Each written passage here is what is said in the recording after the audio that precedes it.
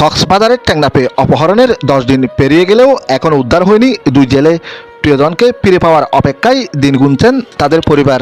গত 13 জুলাই থেকে নিখোঁজ রয়েছেন টেকনাফ উপজেলার হোয়াইকং ইউনিয়নের উলুবনিয়া ডেলফারা এলাকার দুই জেলে আব্দুর রহমান ও ফরিদ আলম।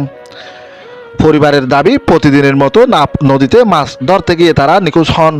অপহরণের 10 দিন পার হলেও এখনও পর্যন্ত তাদের কোনো সন্ধান মেলেনি।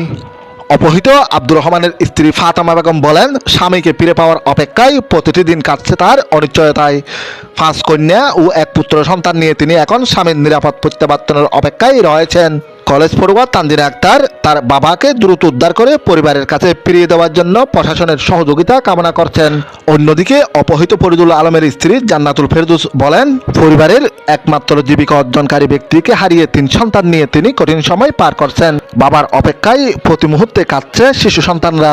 এদিকে গত 18 জুলাই বিদেশি একটি ফোন নম্বর থেকে অপহরণকারীরা পরিবারের সাথে যোগাযোগ করে। এ সময় তারা অপহৃতদের উপর নির্যাতনের একটি ভিডিও পাঠিয়ে 20 লাখ টাকা মুক্তিপণ দাবি করে। পরিবারের ভাষ্য, দাবি করা অর্থ পরিশোধ করলে অপহৃতদের মুক্তি দেওয়া হবে বলে জানানো হয়। তবে পুলিশ বলছে, দুই জেলেকে উদ্ধারে তারা সর্বোচ্চ গুরুত্ব দিয়ে কাজ করে যাচ্ছে। বিভিন্ন স্তরে অভিযান ও তদন্ত অব্যাহত রয়েছে। অপহরণের 10 দিন অতিবাহিত হলেও দুই জেলের কোনো হদিস না মেলায় স্বজনদের উৎকণ্ঠা বাড়ছে। দ্রুত তাদের উদ্ধার করে সুস্থ অবস্থায় পরিবারের কাছে ফিরিয়ে দেওয়ার জন্য প্রশাসন ও আইনশৃঙ্খলা বাহিনীর প্রতি আকুতি জানিয়েছেন পরিবার ও এলাকাবাসী।